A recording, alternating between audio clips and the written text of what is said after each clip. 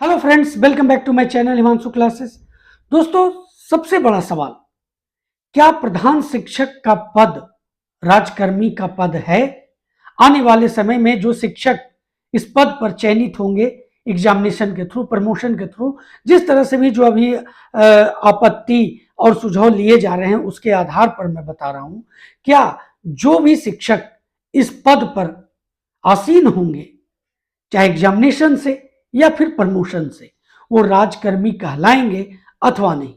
दूसरा कि 421 जो शिक्षक सफल हुए थे प्रधान अध्यापक के पद पर, उसके बाद जो इसकी वैकेंसी शेष बच गई, 6000 जो शेष सीट जो बच गई, उस पर जो वैकेंसी आने वाली है वो आखिर कब आएगी? बीपीएससी इसका एडवर्टाइजमेंट कब जारी करेगा?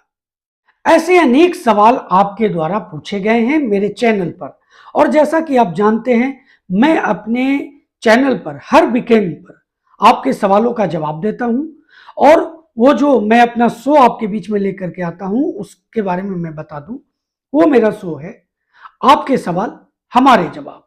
इसके तहत मैंने आपके साथ 10 एपिसोड में आपके सवालों का जवाब दिया है। आज का इस वीडियो जो है दोस्तों, आज के इस वीडियो में मैं आपको आपके सवाल हमारे जवाब के तहत एपिसोड नंबर 11 लेकर के उपस्थित हूं, जिसमें इस तरह के अनेक प्रश्नों का जवाब मैं आपको दूंगा, और सभी शिक्षकों के लिए बहुत इंपॉर्टेंट है सभी प्रश्न। मैं ऐसे ही प्रश्नों को संग्रहित करता हूं जो आपके द्वारा पूछे गए जाते हैं, जो सभी शिक्षकों के लिए एसेंशियल है। तो चलिए एक एक प्रश्न को ध्यान से देखते हैं दोस्तों। तो आज का जो पहला सवाल है वह है रंजन कुमार जी का, और उनका सवाल ऐसा है जो सभी शिक्षकों के लिए इंपॉर्टेंट है जो इस रेंज में आते हैं। देखिए उनका सवाल क्या है, मैं पढ़ के बताता हूं।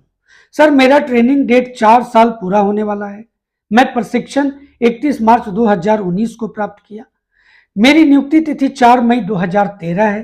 क्या मैं तैयारी कर सकता हूं? देखिए, अगर आप ग्रेजुएट टीचर हैं तो उसके लिए तो सिर्फ 2 साल चाहिए बस। उसके लिए सिर्फ क्या चाहिए? आपकी सेवा संपुष्टि होनी चाहिए। लेकिन अगर आप बेसिक ट्रेंड टीचर हैं तो जैसा कि आपको मालूम है कि हेडमास्टर एग्जामिनेशन के लिए शिक्षा विभाग ने जो अनुभव सीमा थी उसको घटा दिया। तो निश्चित ही जान लीजिए कि अभी जो प्रधान शिक्षक परीक्षा के लिए आपत्ति और सुझाव लिए जा रहे हैं, उसके बाद ये निश्चित है कि इसमें अनुभव सीमा घटाई जाएगी, और अभी जो 8 साल है उसको 4 साल किया जाएगा। ऐसा मेरे समझ से मोर देन 90% चांस बनता है, इसलिए आप तैयारी शुरू कर दें। देखिए, वीडियो के शुरू में जो भी प्रश्न मैंने आपके बीच रखे उन सब का जवाब मैं दूंगा, लेकिन उसके पहले एक शिव नारायण जी का प्रश्न है, बहुत इंपॉर्टेंट है। उन्होंने क्या पूछा है, ध्यान दीजिएगा। सर, मेरा होम डिस्ट्रिक्ट सुपौल है, लेकिन मैं 6 to 8 स्कूल मधेपुरा में पोस्टेड हूं। हेड टीचर बनने के बाद सीधे अपने जिले में हेड टीचर बन सकता हूं अथवा नहीं, प्लीज बताइए। देखिए शिव नारायण जी, आपका जो प्रश्न है बहुत ही एसेंशियल है हर उन शिक्षकों के लिए, और ये समझ लीजिए कि टोटल शिक्षक जो इस फॉर्म को फिलअप किए हैं और जो आगे करने वाले हैं उन सब के लिए। देखिए, जो प्रश्न है उसको मैं बता रहा हूं। जब आप हेड टीचर बन जाते हैं और आपका जब काउंसलिंग शुरू होगा तो आपसे 3 चॉइस मांगा जाएगा, जैसा कि अभी जिस तरह से शेड्यूल बन सकता है उसके आधार पर मैं कह रहा हूं। अब 3 चॉइस मांगा जाएगा। आपका जो मेरिट लिस्ट आएगा उसके आधार पर अगर आप हेड टीचर बन जाते हैं और आप 3 चॉइस देते हैं, तो पहला चॉइस तो आप अपने होम डिस्ट्रिक्ट का देना चाहेंगे, सुपौल का, तो फर्स्ट आप उसको दे सकते हैं। उसके बाद जो भी आपके नज़दीक हैं, वो जहां पर आपके लिए चॉइस बनता है वो 2 आप दे सकते हैं। अगर सुपौल में आपके आधार से आपका जो मेरिट लिस्ट बनेगा उस आधार पर आप चयनित होते हैं तो निश्चित ही आपको सुपौल मिल सकता है। अब जो मैंने वीडियो के शुरू में आपके बीच प्रश्न रखा उस प्रश्न पर आता हूं, और ऐसा प्रश्न किया था रूबी मिश्रा जी का, और ये सिर्फ रूबी मिश्रा जी के लिए ये प्रश्न नहीं है, सभी शिक्षकों के लिए है जो इस फॉर्म को भर चुके हैं, और आने वाले समय में जब इसका एक बार फिर से एडवर्टाइजमेंट आएगा और उसके बाद भरेंगे उन सब के लिए कि क्या ये राजकर्मी कहलाएगा अथवा नहीं। देखिए, इन्होंने प्रश्न बहुत अच्छा किया। सर, आप बार बार राजकर्मी के दर्जे की बात करते हैं, जबकि अभी के एडवर्टाइजमेंट में ऐसा कुछ भी नहीं लिखा है। फिर आप किस आधार पर कहते हैं कि प्रधान शिक्षक को राजकर्मी का दर्जा मिलेगा? कृपया स्पष्ट कीजिए। बहुत ही महत्वपूर्ण प्रश्न है। मैंने बार बार अपने चैनल के माध्यम से राजकर्मी का दर्जा मिल जाएगा ऐसा बात कहा था। देखिए, मैं निश्चित कह सकता हूं कि इसे जब आप हेड टीचर बन जाएंगे तो आपको राजकर्मी का दर्जा मिल जाएगा। मैं ऐसा इसलिए कह रहा हूं क्योंकि बीपीएससी के द्वारा जो एडवर्टाइजमेंट आया, निश्चित ही देखिए, कोई भी इस तरह का एडवर्टाइजमेंट आता है तो उसमें ऐसा नहीं रहता है कि ये जो पद आ रहा है ये इसे राजकर्मी का दर्जा दिया जा रहा है, ये राजकर्मी होंगे। ये इस तरह की बातें जो हैं वो ऐसा मेंशन लगभग ना के बराबर होता है। मैं ऐसा क्यों कहता हूं? देखिए, जब आपका शिक्षक नियोजन होता है तो सीधे लिखा होता है नियोजन। बाकी जो आउटसोर्सिंग वगैरह से जो होते हैं, वो ठेके पर जो बहाली होते हैं, नियोजित जो भी होते हैं, वो सीधे उसमें मेंशन रहता है नियोजित शब्द का। अब लेकिन जब बीपीएससी के द्वारा हेडमास्टर हो या हेड टीचर हो, जब एडवर्टाइजमेंट आया तो उसमें नियोजन की बात सामने नहीं आई। भले ही उसका एक जो वेतन था वो जरूर मेंशन किया गया, नए तरीके से उसमें रखा गया, जो नहीं होना चाहिए उस पर भी आप अपने तरफ से आप आपत्ति दे रहे हैं, सुझाव दे रहे हैं। तो इस आधार पर मैं कह सकता हूं कि जब उसमें नियोजन शब्द का उल्लेख नहीं है तो निश्चित ही इसे राजकर्मी का दर्जा प्राप्त है। और मैं दावे के साथ कह सकता हूं कि जब ये चयनित होंगे जो प्रधान शिक्षक के पद पर, जो भी शिक्षक, वो राजकर्मी ही कहलाएंगे, इसमें कोई शक नहीं है। देखिए, अगला प्रश्न जो है वो हेडमास्टर एग्जाम से रिलेटेड है और ये पूछा है दिनेश कुमार जी और अंजना मिश्रा जी ने। उनका प्रश्न अलग अलग मैं पढ़ के बता देता हूं।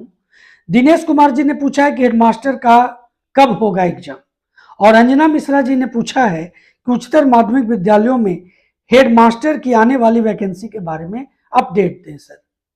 जैसा कि आप जानते हैं कि इसको लेकर के जो अनुभव सीमा थी उसको घटाया गया। अभी बजट सत्र के दौरान जो बिहार के शिक्षा मंत्री हैं, उन्होंने ऐसा बयान दिया सदन के अंदर कि आने वाले दिनों में नई नियमावली बन रही है, 7वें चरण की बहाली होने जा रही है, साथ ही हेडमास्टर और हेड टीचर की बहाली भी होने जा रही है। तो इससे क्लियर हो जाता है, इसमें थोड़ा समय तो लगेगा लेकिन ये वैकेंसी निश्चित आने वाली है। अब जैसा कि आप जानते हैं, हेड टीचर एग्जामिनेशन के लिए मैंने एक वीडियो में मैंने आपको बताया भी, और जो भी इलेक्ट्रॉनिक मीडिया हो, प्रिंट मीडिया हो, उसके आधार पर मैंने आपसे कहा था कि लगभग 5 महीने का समय लगेगा।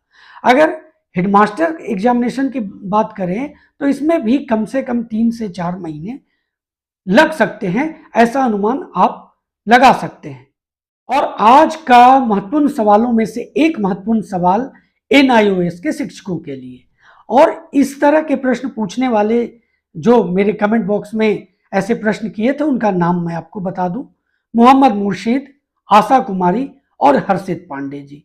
इन तीनों का प्रश्न है, अलग अलग है, लेकिन तीनों को मैं आपको बता दूं, मोहम्मद मुर्शीद और हर्षित पांडे का जो प्रश्न है वो है कि एनआईओएस को लेकर पहले विवाद चल रहा है, क्या एनआईओएस को प्रधान शिक्षक परीक्षा के लिए मौका मिलेगा?